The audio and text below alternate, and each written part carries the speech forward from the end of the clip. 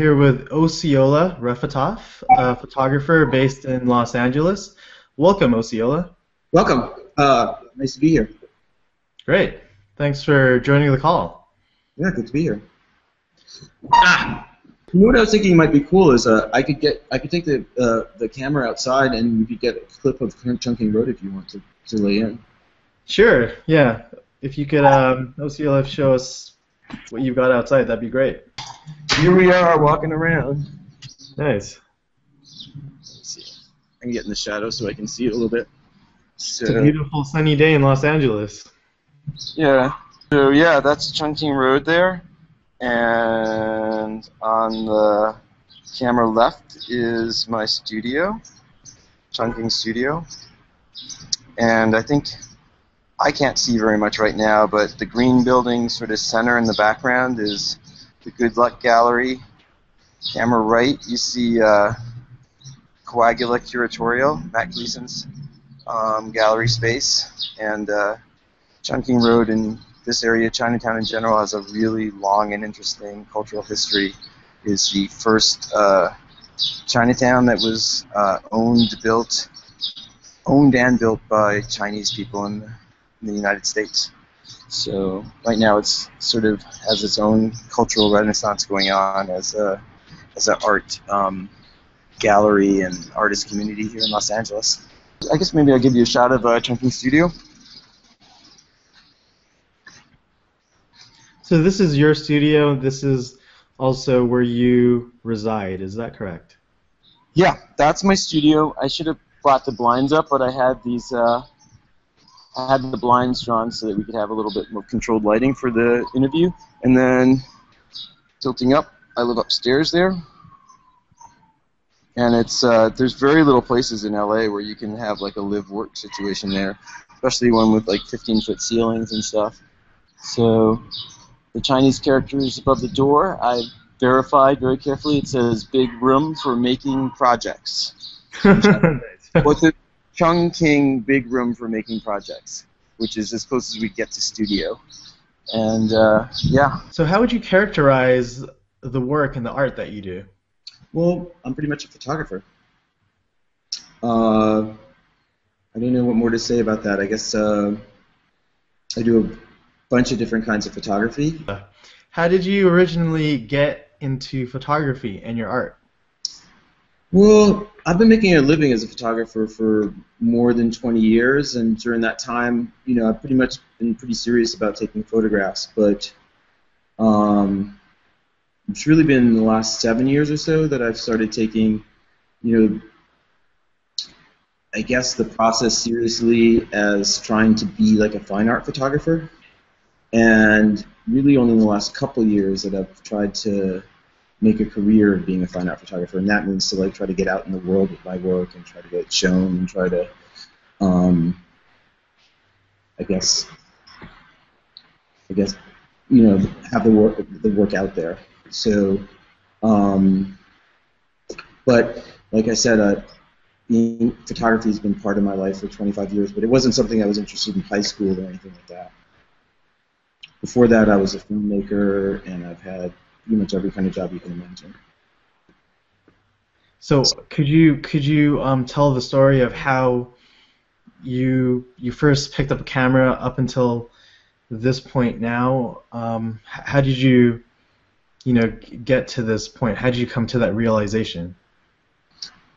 Well, I was in film school in New York, and I found that I could make a living as a location scout. So that's when I really started to shoot a bunch of film. Back in the day, scouting was on film.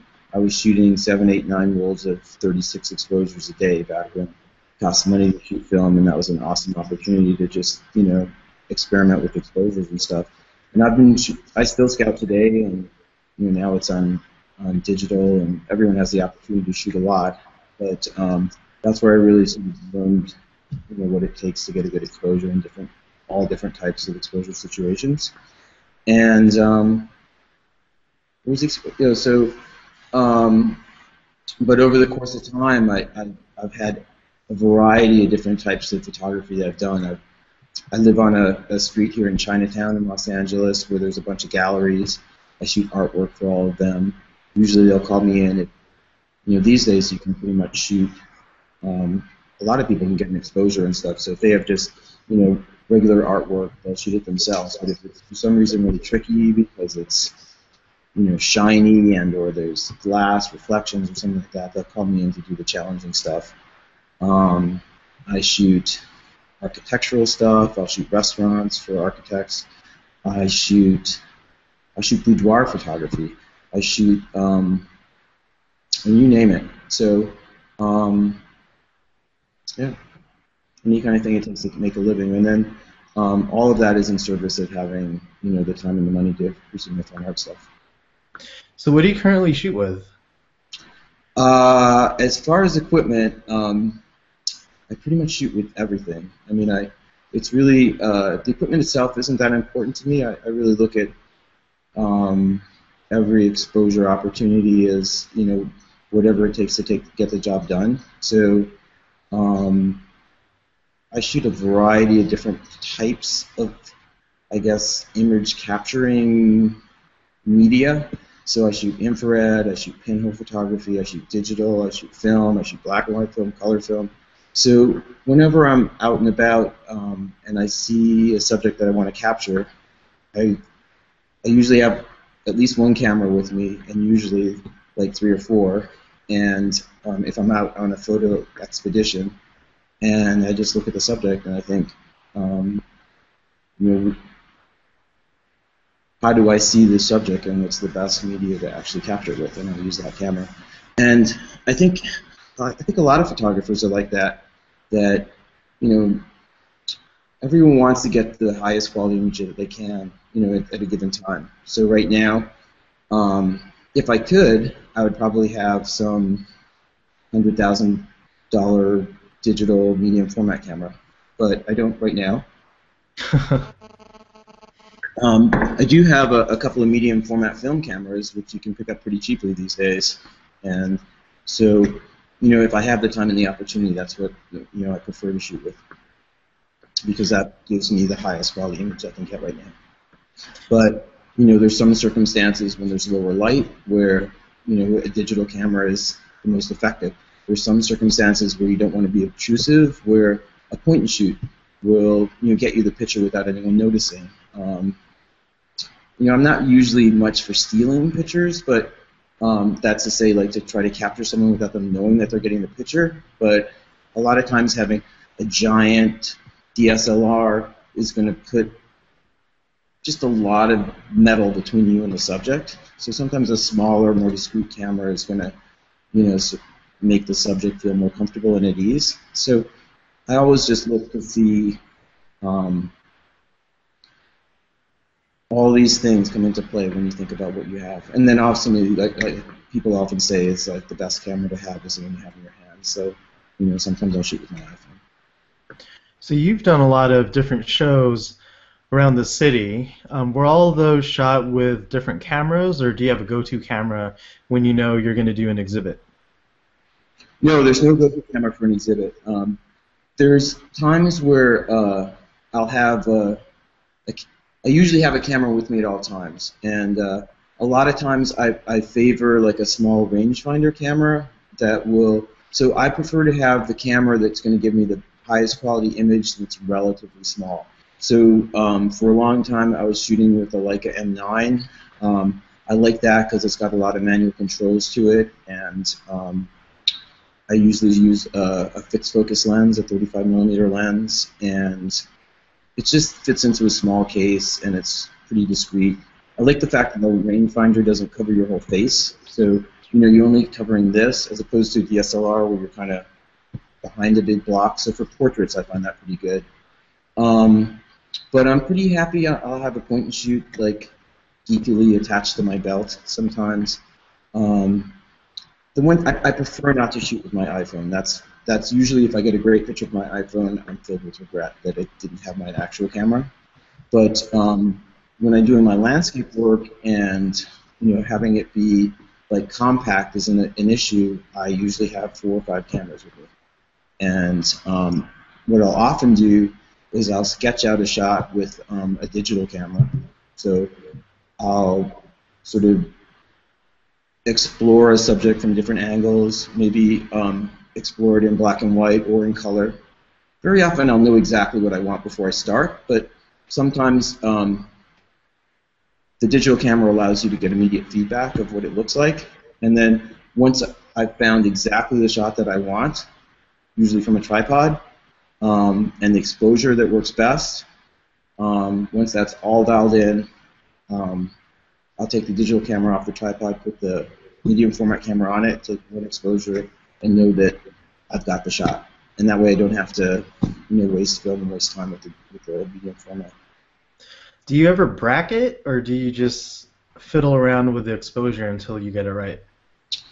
With the digital camera, I do all kinds of stuff. I bracket for digital. But I'm not big on, I mean, as far as my work is concerned, I don't do a lot of compositing. I would do almost no compositing. Part of what my work is about is the way I like to work is to get everything in camera. So if I have a challenging light situation, I like to solve that on site with Flash.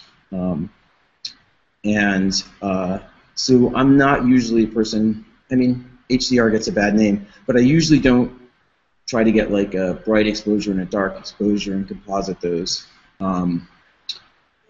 But with digital, yeah, bring it. Shoot as many exposures as you want. There's usually one that's better, and there's usually, half a stop makes a difference, even in digital. So, yeah, I'll shoot 3 exposures. Why not? I mean, if it's not a moving subject, if you're working from a tripod, sure, I'll shoot 3. But when it comes to film, and it's costing, a certain amount of money for each exposure, and you have to scan each one and stuff like that, why not work it out first on digital and then just shoot one? So that's how I look at that.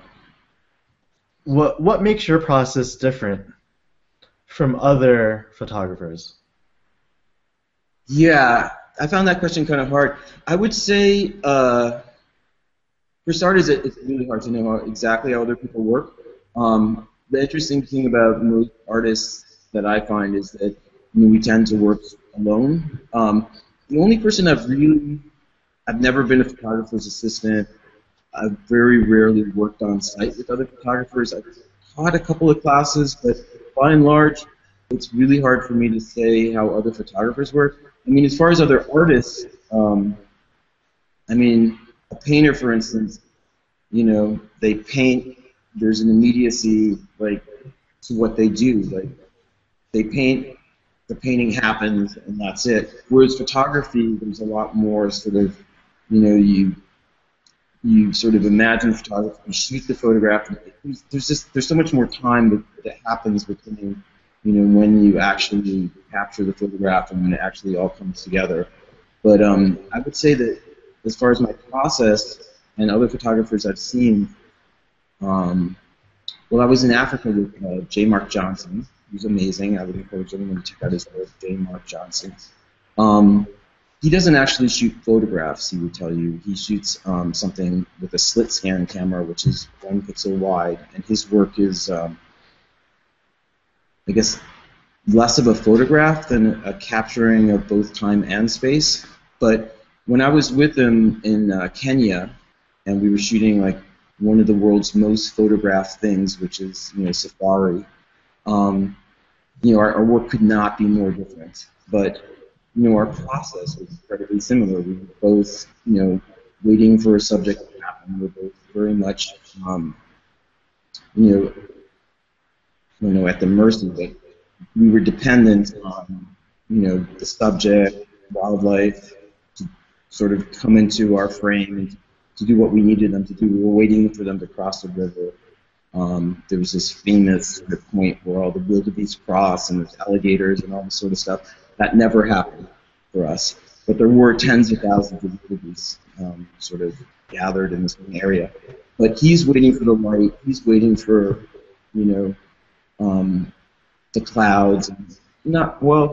His stuff is a little bit, but all the same types of things that I'm interested in interest him, and the way that he works, the intensity of his concentration and his discipline, very, very similar to mine.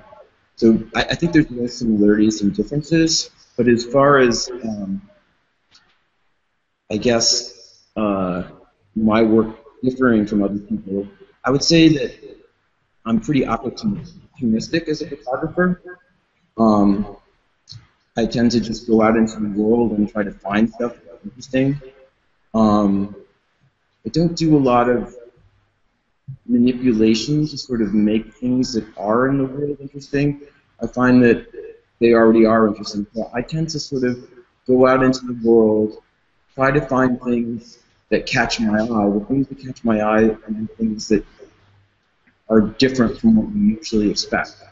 And then, um, and then, um, and then after a time, you start finding that there's some of this stuff starts sort of building itself into a body. Like you'll start finding that you've captured some of this stuff that starts making sense and being similar to each other. So rather than imagining a body of work and thinking, wow, I'll go out and capture all these things that fit together, capture a bunch of stuff, and then those things start, having a dialogue with each other, and then I realize these things will start to fit together, and then I'll start looking for more stuff that will fit into that group. So that's sort of how I approach a larger body of work. And I don't usually approach like a photo. I usually approach, I try to think about my work in terms of, a grouping of photos or like a project, if you will. And then I guess another thing that I do is that, most of my work involves like sort of like long-term explorations of subjects and going back to the same places again and again. So what are things that catch your eye? I tend to look for like sort of the casual, surreal, and the everyday. So I look for like I'm not really interested in like straight ahead landscape photography. What interests me about landscape is sort of the nexus of where human enterprise sort of connects with the natural world, and there's just these sort of ironic and surreal, I guess, meeting points where there's just absurd stuff or just absurd connections, and those are the things that sort of capture my attention. Sometimes it's just the cloud that just is just. I'll show you this cloud that just seems like it just doesn't seem like it belongs in that environment, or there'll be a certain piece of human deritus that sort of sits against this epic sort of eons old background that seems incredibly out of place or something like that. Those are the kinds of things I tend to look for. Would you mind sharing some examples with us? That I can do. Yeah, great. All right, screen share here. Here we go. All right. Let's see. All right. Are we on there? All right. It's on there. All right. Actually, I'm just going to show you. Are we in this new tab here? I think I should show you my website first. All right, that looks good. Let me show you. Well, I think if we're just going to look at my work in general, I'll show you. This is called my Desert Windows series, and this is the first series I've sort of brought out into the world. And this is a series of shots that sort of frame the desert from the point of view of these abandoned structures. And I find that it's hard to sort of take in the emptiness of the desert, just even for the human mind to sort of take in the scale of emptiness. So this particular shot, sort of signature shot. A couple of things to say about this. A lot of people look at this and they immediately. I've sat back and watched people talk about this and explain to each other about how this was, how the image was built through compositing and stuff. This was not a composited shot. This is exactly how the desert appeared to me. And this is an abandoned trailer on an alfalfa farm that was also abandoned. I think it was either that they ran out of water, or I think it was it was a water thing. And anyway, the desert is never this empty, at least in California. I've never seen anything like it. But because they tilled the field, they had removed, like usually there's creosote and there's, various kinds of bushes and stuff. But this kind of emptiness really doesn't exist except in a farmed lot that's been abandoned. And yeah, I just shot that. How'd you find that place? A lot of people were familiar with this because it wasn't too far from the road. There were these interesting trailers. I think there was 8 of them that had been abandoned.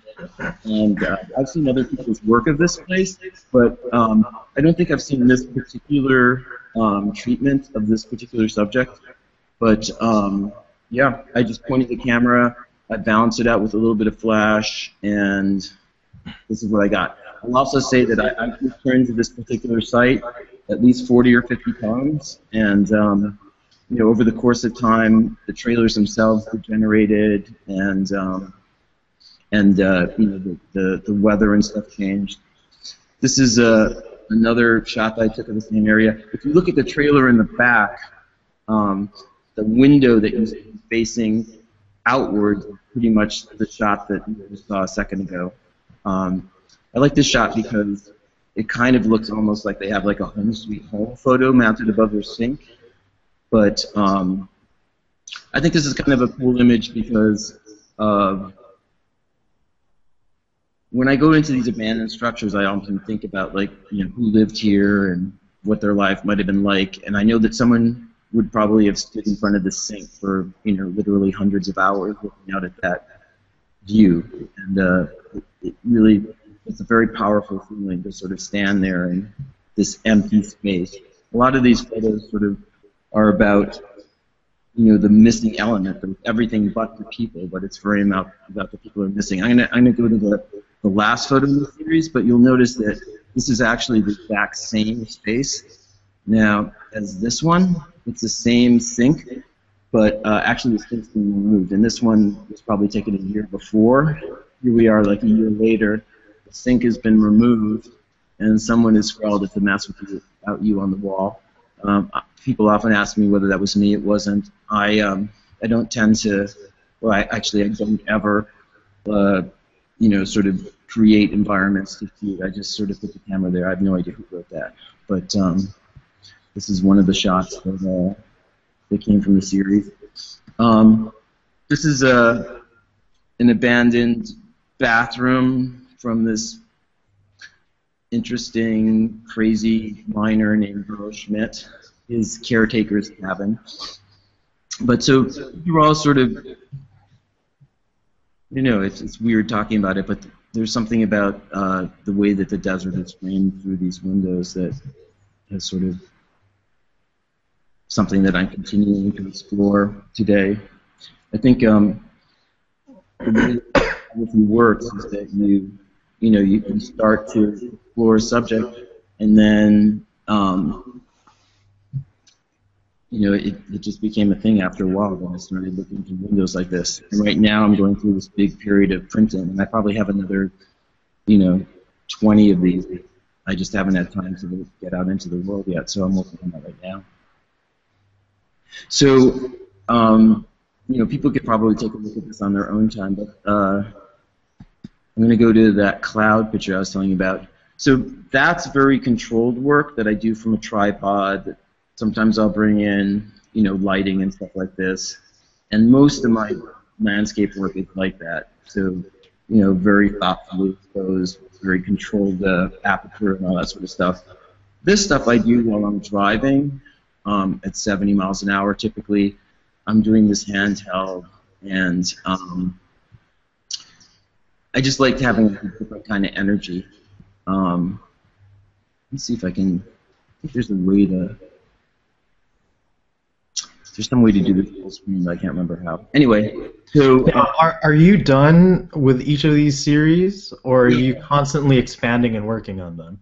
These are totally not done. I'm constantly. One of the things about shooting out in the desert is that you're on the road a lot. So I'm always looking for opportunities to expand on this series. And one of the things that I do that I was going to talk about was that I shoot with a variety of different cameras. This is an infrared exposure.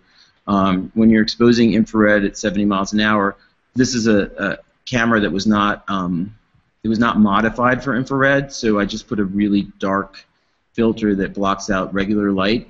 And since the sensor wasn't modified, I need to get a pretty long exposure to get an exposure out of this. So you get all this blurring here in the foreground because it's a long exposure. And it means that most of the exposures are too blurry to use. So this is a cloud that I chased around for the better part of the day because it was awesome. And here's another exposure I took of the same cloud the same day, but in color, because it was also cool in color. So, this is sort of, how I work. I knew at the time that it would probably be cool in color and in black and white, so I made a few different runs at it because I felt this was a cool place. So this exposure was probably made, I don't know, 10 minutes before, 15 minutes before this one. This is a little bit further up the road. How much time do you spend chasing these scenes and clouds? I'm always struggling with time as an artist. You're fighting time, money. I would love to shoot more, but there's another part to photography, which is you have to sort through lots of images and then you have to print them. So what I try to do is I try to get out there whenever there's going to be weather. There's not clouds out in the desert all the time, so I try to keep my eye on what's happening with the weather, and whenever there's a storm, I try to head out there.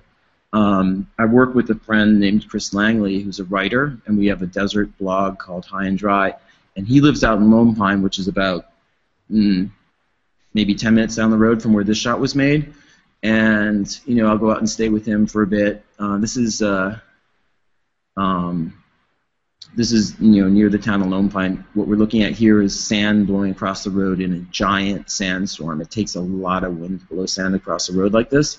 And there was this crazy epic cloud, and it's the kind of thing that draws my attention. A lot of my work is about clouds. Shooting in the middle of the day in the desert is a hard thing to do in the harsh light.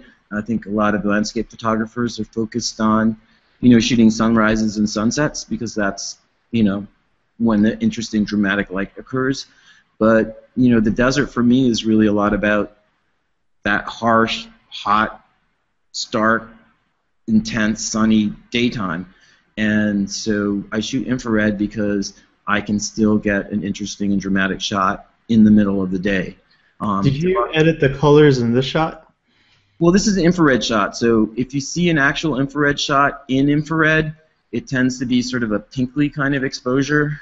I don't know how quickly I can pull up an infrared shot for you that's not processed, but I'm going to give it a shot. Okay.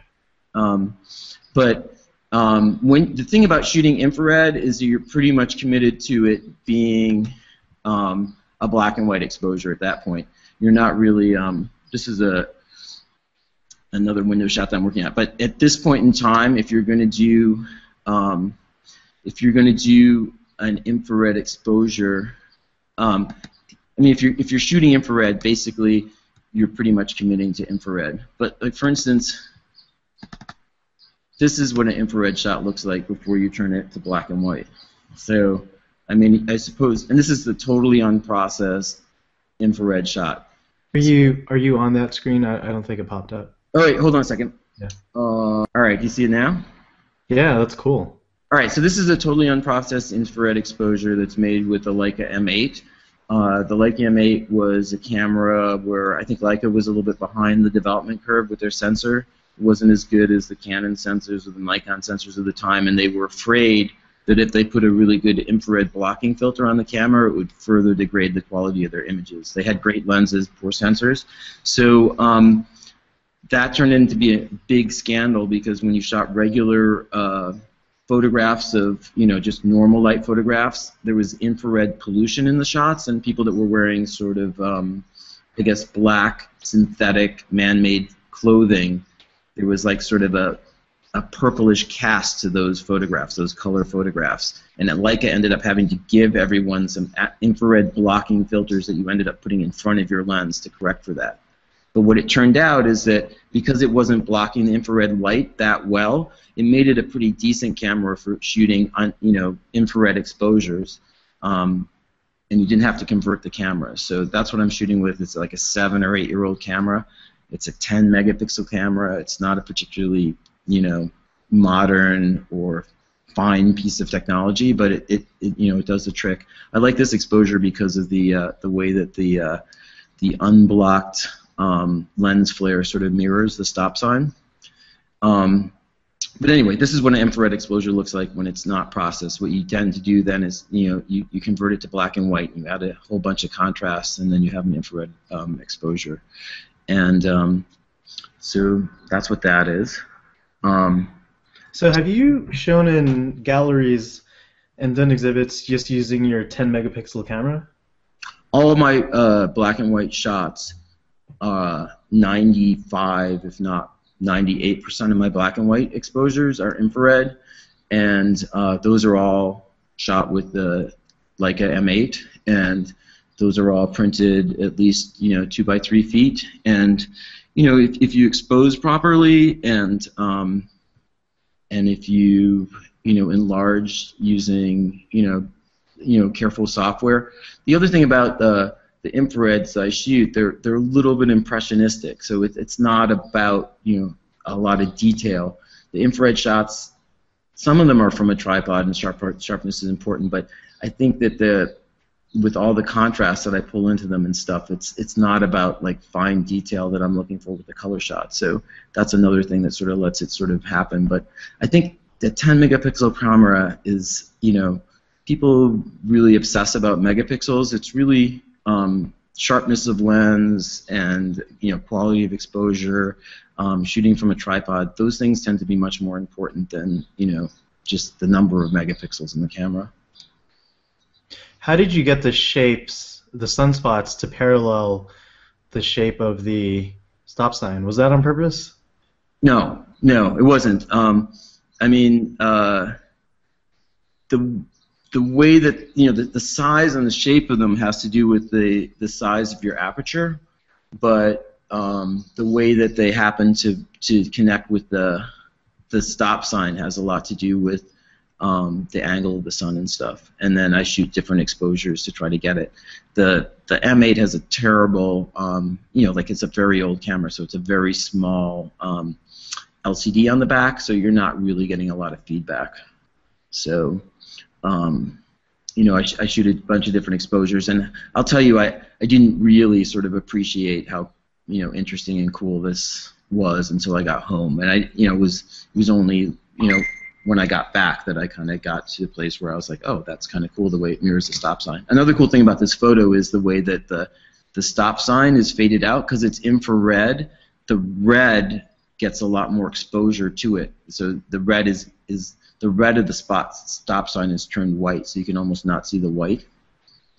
Anyway, that's another story for you geeks that understand the way that exposure and light gets pulled out. This is very cool. I didn't even notice that. I thought we were looking at the back of a stop sign initially. Yeah, so because it's infrared, the red light is coming through a lot more, which is making a more of an exposure of the red, so the red is turning white more. That's just how infrared works. And I'm out here because I'm interested in the desert, and I'm interested in the nexus of human enterprise and the desert. So here we have a shitload of electrical transmission wires and stuff in this empty stop sign, and I've come back to this intersection dozens of times because it's this one crazy place out in Lancaster where you can find this thing.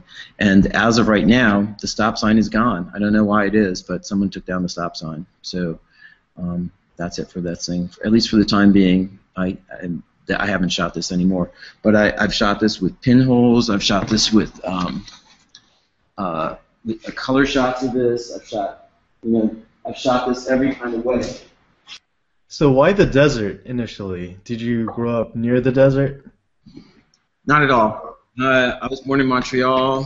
Why the desert? Desert's awesome. I don't know why.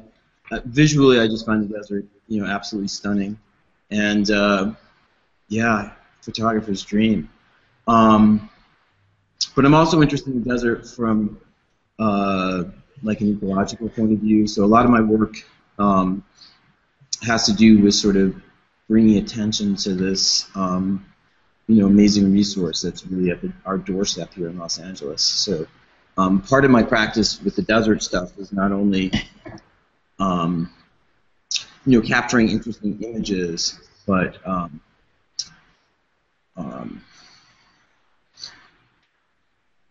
well, I have this website, High and Dry, with a writer, and in sort of telling stories about the desert. What we're trying to do is to get people interested in, sort of keeping the desert, a desert, because right now there's a lot of pressure to sort of develop the desert for actually for the energy uses.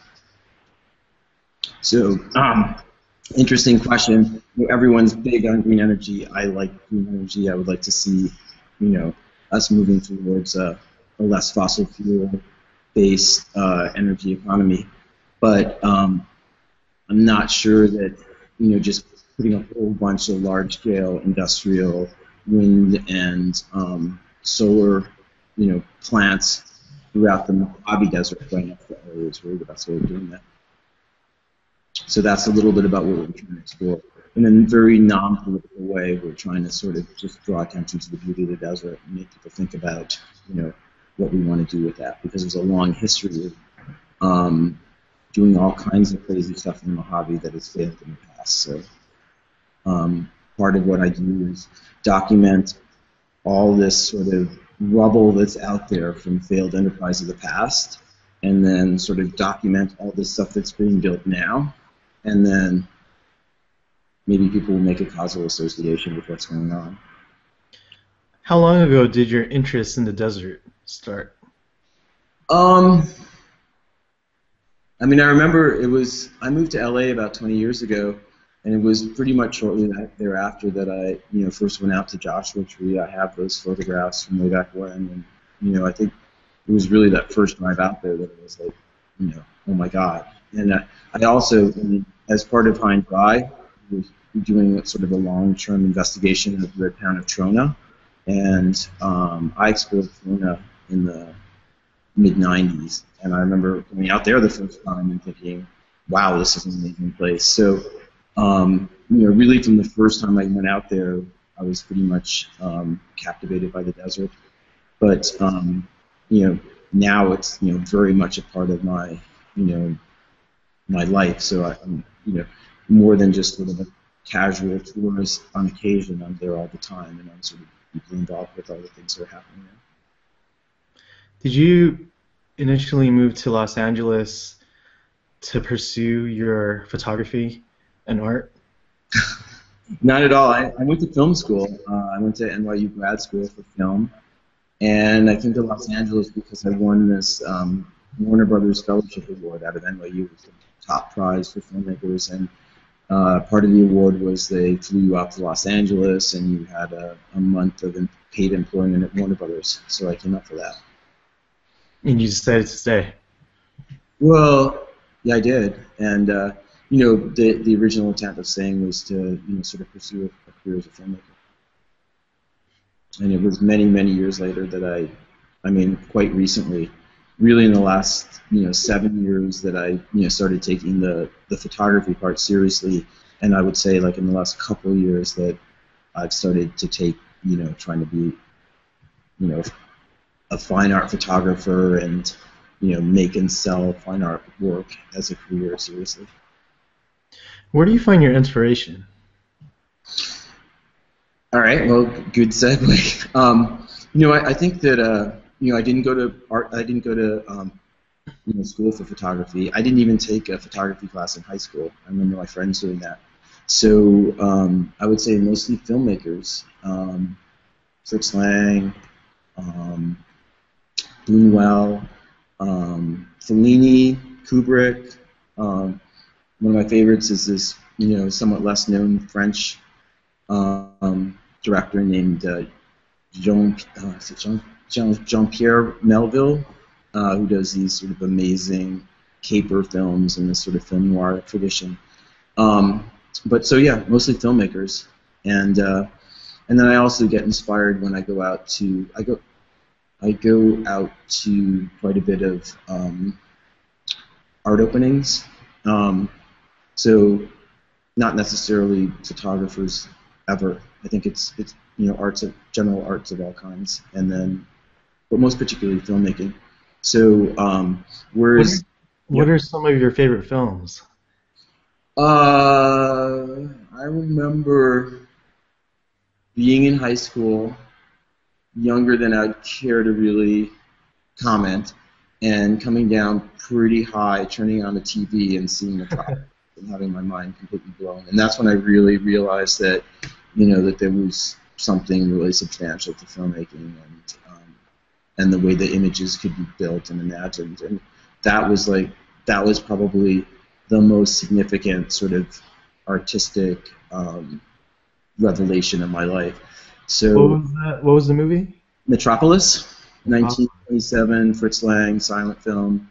Um, and then, I was much more heavily influenced by the, surrealist and sort of, very visual, non-narrative filmmakers. Not in terms of like, I haven't really been interested in like, definitely like narrative as opposed to what is that kind of filmmaking called? Experimental. I'm not an experimental filmmaker per se, but I've always been like more interested in the highly visual type of filmmaking. I've made several films. If someone was interested, you could just Google my name. I'd look at the ones on Vimeo as opposed to YouTube because I think when I uploaded those years ago, they were like broken into. I made one film called The Savage Sleep that was the one I won the award for. I'll look at that maybe. But yeah, and then I think although my work is really documentary in nature, at least the work that I've shown to date, I think that the way that I sort of approach my photography from a visual point of view is cinematic. It's really hard to describe that, but the way that I try to position the elements within the frame is, I think, something that I learned in film school. And I'm interested in sort of trying to capture an element of time within a single frame. So I'm interested in these images that have elements that are blurred and stuff, which draw attention to the fact that even though it's a single image, that it's not like, an exact like fraction of it. I mean, it's a fraction of time, but that there's actual temporal element to the film. And then I also like, in returning to the same places over and over in a body of work, I like to show, that things are changing over time. I like to document the evolution and the decay of places, and so I consider the bodies of work to be sort of a story in and of themselves. And then another thing that the way that filmmaking has sort of changed the way my work is that, especially when I was in film school and shooting on 16, there's very little sort of specific image making tools that you have at your availability. So, you can't go in there and dodge and burn a specific area. You can kind of like, balance the color temperature or something and the overall exposure. So the tools that I was initially used to as a filmmaker were sort of global sort of things you could do.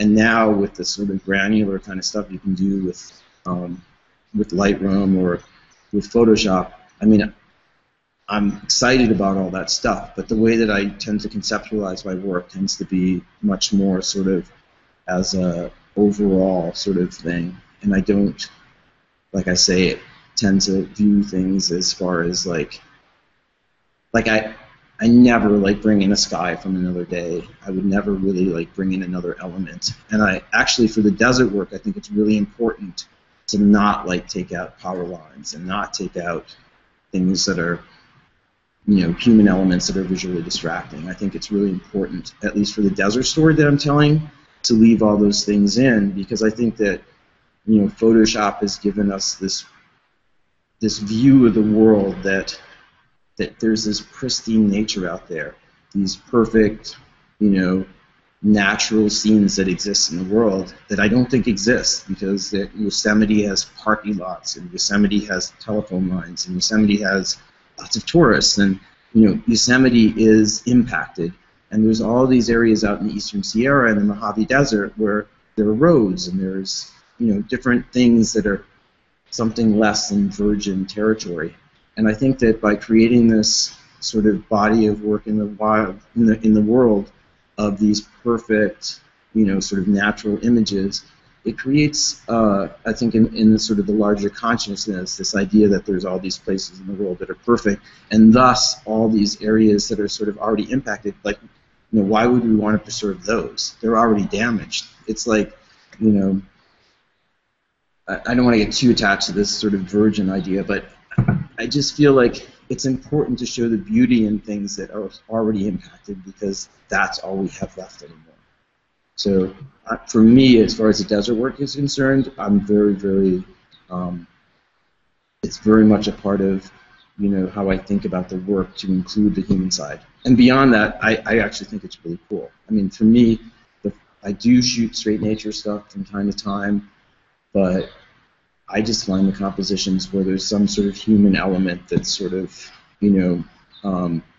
both as far as the geometry of it, but also sort of the weird juxtaposition. That's what interests me in terms of the actual the work itself. With that said, do you post-process at all, or are all your shots completely straight out of camera?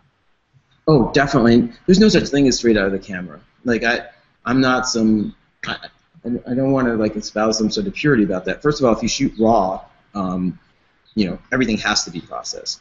So what am I doing? Like, I take the image, you're balancing, for color temperature, you're adding contrast, I'll usually add a vignette, I'll, add definition, or that's what Aperture calls it, Lightroom calls it, clarity, like all these sort of things, but those tend to be like sort of overall to the image.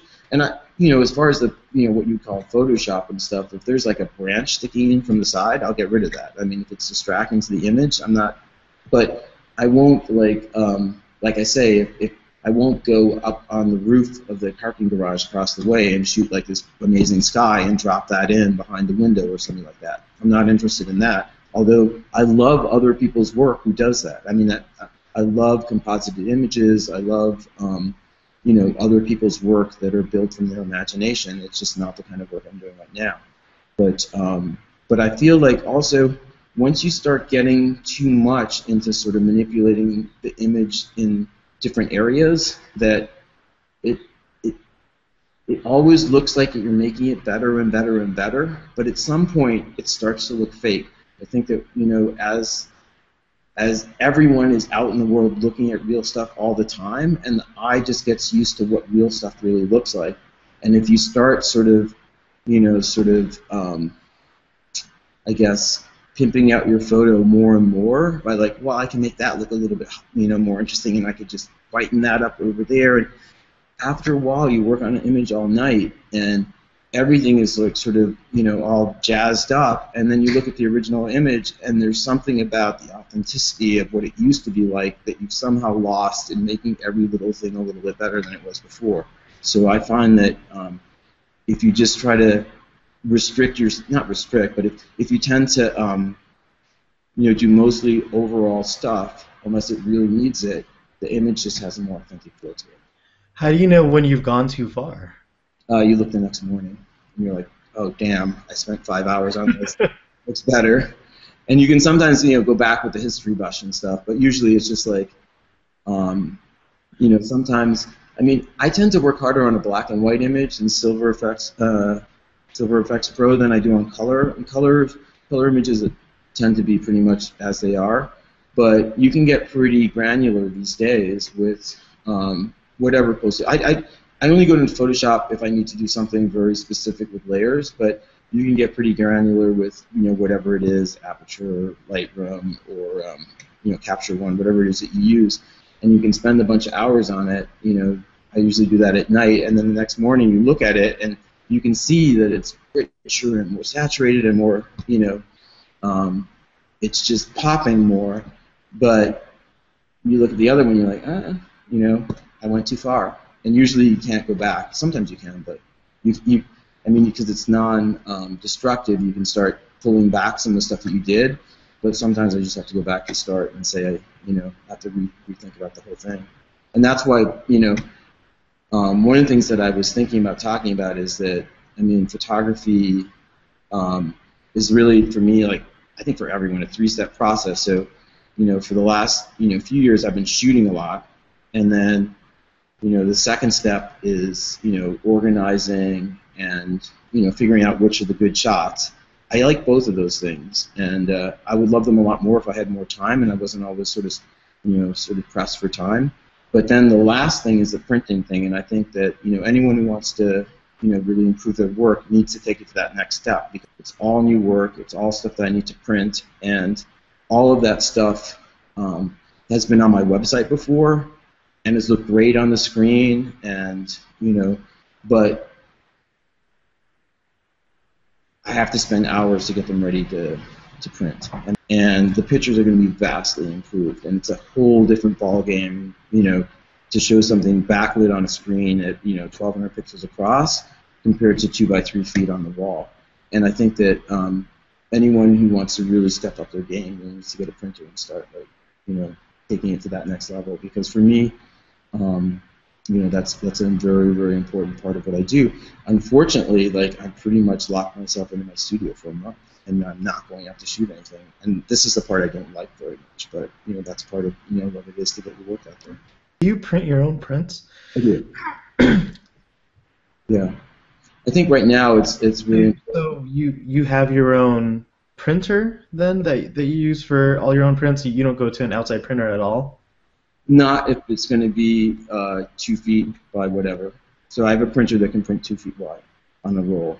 So I print stuff that's 2 feet by 4 feet, 2 feet by 5 feet, 2 feet by whatever. That's my limitation. So what kind of a printer do you use? It's Epson 7900. It's the newest, hottest Epson of all. It's also the only Epson. And I've only been printing in the last year. So I really started exhibiting my work a year ago, and it's almost exactly a year to the day. A year next week was when I had my first solo show in Los Angeles, and not a lot has happened in a year. But that's when I got the printer and where I learned how to print sort of large scale. Before that, I was printing 17 by 22, and that's a great size for someone starting out. And but yeah, there's a lot to learn about printing too. So let's talk about that. Let's talk about how you went from starting to photograph and edit your work to you doing shows and having your own solo show. Okay, that's a really important step, I think, for anyone who's hasn't made that step yet. I think that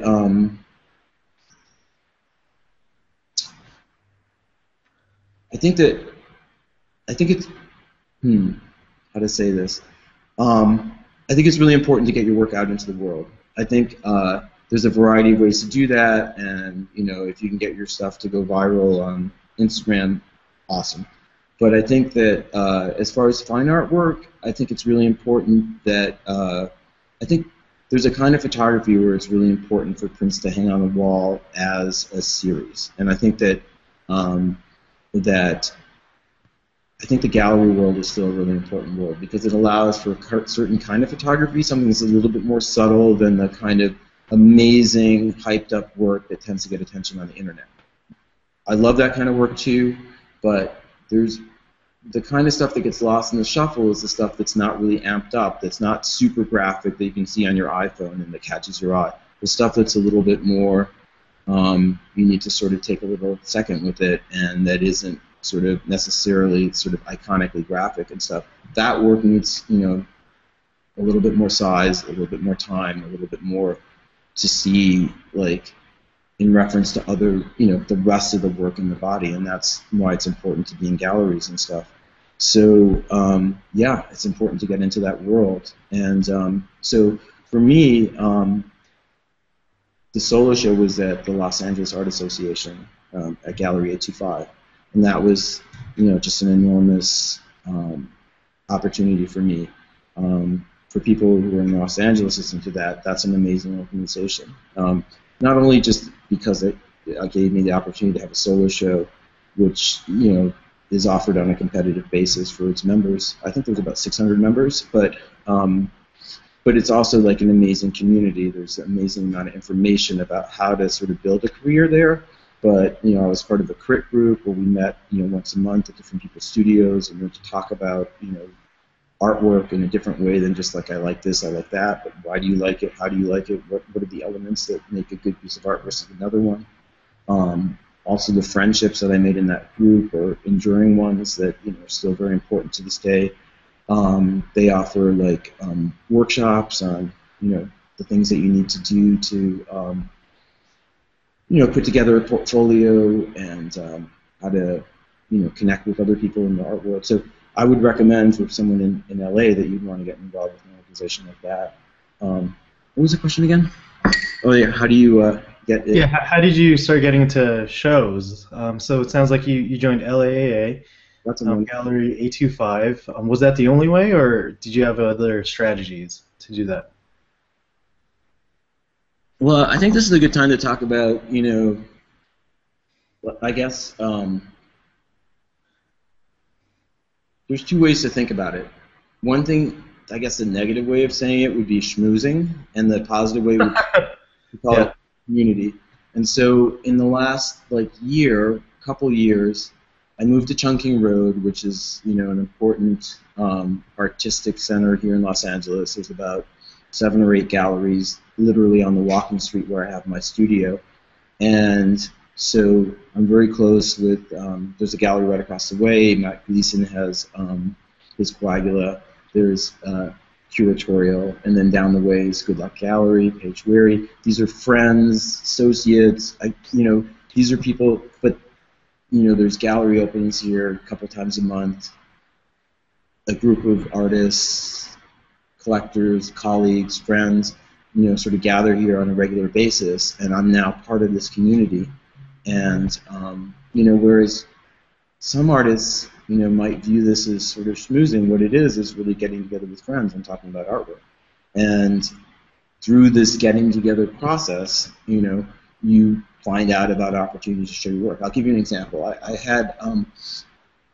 had work this year in Photo LA, which is great, opportunity to show work and get your work in front of gallery owners and all this sort of stuff. And that opportunity was also offered through LAAA. They picked 3 of their people and had their work there. And I was walking around LAAA and I bumped into Lisa and Heather, who own this gallery in Ojai called Porch Gallery. And they were like, "Are you going to submit your work for Waterworks 2?" And I was like, "You guys are great, and that sounds wonderful, but look, I'm many things, but I'm not a watercolor painter. That's not what I do." Because I'd gone to their opening for Waterworks 1 last year, and it was amazing.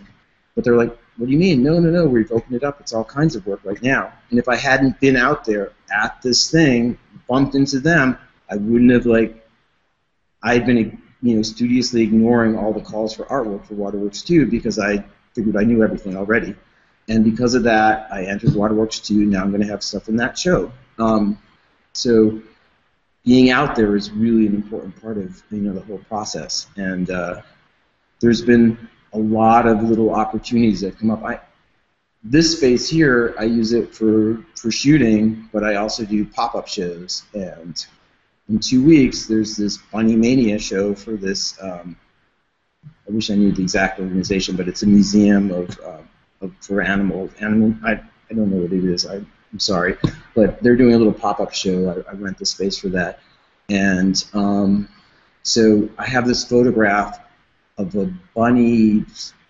I don't know, there's some sort of vernacular bunny sculpture on top of a feed store in Downey. And I would have never showed it to anyone. It was kind of a cool shot, but it doesn't really have any relationship to any of the other work I do.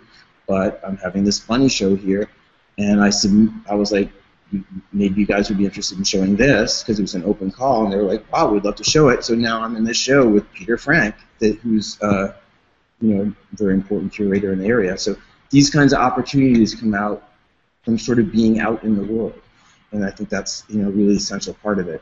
And it's also very sort of enriching for your life. And I'm a bit of a workaholic, but being out and going to gallery openings and seeing work and seeing the same people there in the community, I don't know, it kind of makes life worth living. So I recommend that. Another place that I'm really big on is Art Share, which is in the Arts District. I have work in a show there in June, and I just believe in what they do. They're another collective, nonprofit organization that I would encourage people that are interested in getting their art shown to submit. You know, it's a I don't think there's any cost to doing that, but you need to get out there a little bit. I think in a transitionary period, you have to sort of figure out. You should be entering as many things as you can until you've been in a whole bunch of stuff and you get tired of entering stuff. And maybe at that point you have a gallery that represents you and you don't need to anymore. So is that the end goal, to try to find a gallery that represents the artist? For me, that's my goal. I think pretty much this year, I'll probably have that's my goal, is to have a major gallery. I don't think the goal is to have a gallery represent you. I think you need to have the right gallery to represent you. I want to have a really solid A-list gallery whose gallery owner gets me and I get them, and that's what I really want this year. And I think it's an ambitious goal, but I think it's a realistic one for this year. You have your studio on Chungking Road, and you say you rent it out for shows. Isn't that akin to having your own gallery, or is it totally different? I very rarely show my own work here, and I'm not interested in curating work because, well, first of all, I don't have the time to do it. I think being a curator and selling art is incredibly hard work that requires specific knowledge, which I don't have and not interested in sort of acquiring. So that's not like a line of work that I'm interested in doing. There's a lot of things that I might be able to do with my life, but right now I'm focusing on building my own fine art career, and that's more than enough work for me to take on at this time. So yeah, so running a gallery is just not something that I'm interested in taking on. So I have this space here on Chungking Road. It's a great space to do my own work. And I rent it out truly because I think it activates the block to have another gallery space on it. And if I just did my own thing here and kept the gates shuttered most of the time, I think it's it closes the space off from the street. So I make it available for pop-ups because I think it's a good thing to have another gallery on the block. But I'm not interested in actively taking on the humongous task of trying to sell artwork and make a living doing that, because there's people that are far better at it than me, and I see people doing it. It's really hard work, not for me. So, what piece of advice do you wish somebody gave you when you first started? Well, I think it would really be just that. I would say that you need to get involved with the community. You need to get involved with other artists. You can't really sort of wait at home and expect for someone to knock on your door and appreciate your talent. I think part of it is you really have to have talent. You need to believe in yourself, but past that, you need to get your work out there. You need to have a really good website. You need to start developing a mailing list. Start understanding what it is to sort of connect with collectors and sort of communicate with them in a professional way. MailChimp, I would recommend to someone. Do you have a mailing list? Absolutely. That's a minimum. You need to send. I let people know every month or 6 weeks what's going on and what to look forward to. But and a year ago that was a large BCC list from my mail program. But MailChimp is much more professional because people unsubscribe and it just looks like something. I think that's what you need, and you need to be.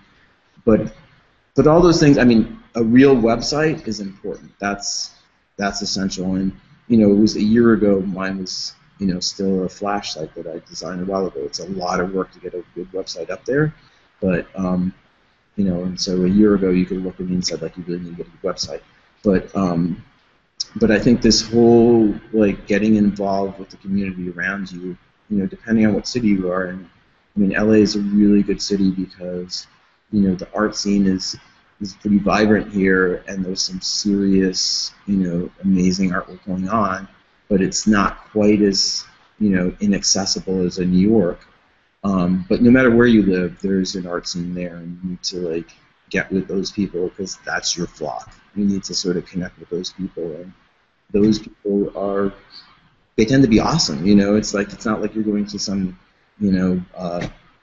dental convention or something. These are cool people. You need to get out with them.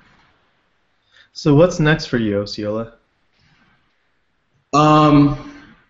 As far as my work, it's just more. I mean, every hour that I have, like right now I'm going through this crazy printing period for next month. Other than going out with my girlfriend to some openings on occasion, I'm going to be printing. I'm working on this desert project with Chris Langley, the high and dry thing. I'm going to be doing a bunch of that. But what I really want to do is to get out there and shoot some more of just this kind of stuff that I'm doing, just to build on that. And I don't like to talk about plans, for the future, but there's definitely an evolution of my work that I'm sort of focused on. But that's something for the future. So Osceola, please tell our viewers where they can find you. Okay. I guess for me, I would encourage people to look at my website. I spend a lot of time trying to, make that look tight and sort of focused and sort of narrowed down. There's still a few things that I haven't gotten on there. For instance, I don't have a link to the filmmaking thing that I recently thought about. But yeah, that's ospix.com. O-S like Sam, P like Paul, I-X. You'll probably put a link to that. People that are interested in sort of more following what I'm doing on a day-to-day basis, I do the Facebook thing. That's also Ospix, facebook.com, Ospix. That's, I don't shoot a lot of photos of the food I'm eating and stuff like that. That's also sort of pretty specifically curated to talk about, interesting stuff that I'm doing art-wise. And also, I try to feature,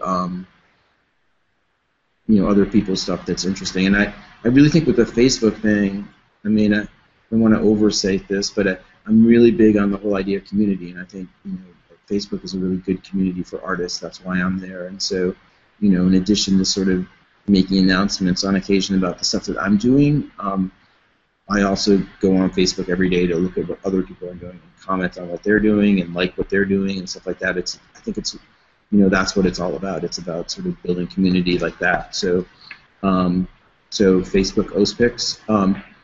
There's the High and Dry project, which is actually Desert Dispatches with an S, desertdispatches.com, and that also has a Facebook